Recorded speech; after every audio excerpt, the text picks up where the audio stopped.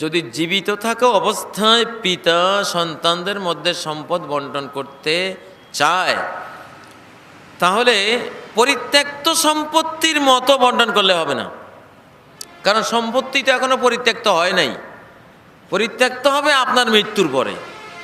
এখনো তো এটা উত্তরাধিকার হয় নাই, এই জন্য উত্তরাধিকার আইনে বন্টন চলবে না।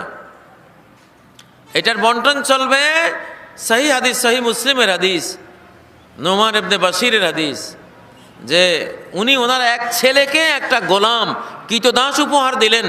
আর নবী সাল্লাল্লাহু আলাইহি সাল্লামকে বললেন এসে, ইন্নী নাহালতু ইবনি হাযা গোলামান, আমি আমার এই সন্তানকে একটা কৃতদাস উপহার দিলাম, ইয়া রাসূলুল্লাহ আপনি এটা সাক্ষী হন।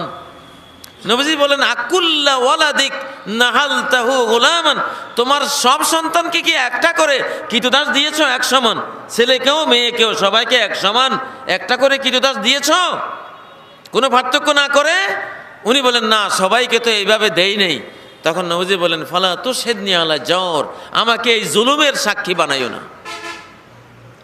এই হাদিস এবং এই দুলু বাইনা আওলাদিকুম, সন্তানদের মধ্যে ইনসাফ করো, এইসব হাদিস থেকে যে মশালাটা পাওয়া গেছে সেটা হলো, জীবদ্দশায় যদি সম্পত্তি দিতে চান, ছেলেকে যা দেবেন মেয়েকেও তা দেবেন, সবাইকে এক সমান দিতে হবে। এখানে মৃত্যুর পরবর্তী ভাগটা জীবদ্দশায় করলে ওটা হবে না, গুনাহগার হয়ে যাবেন, ওটা চলবে না।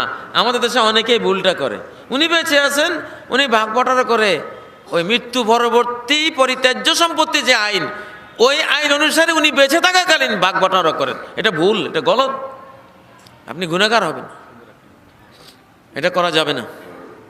জি,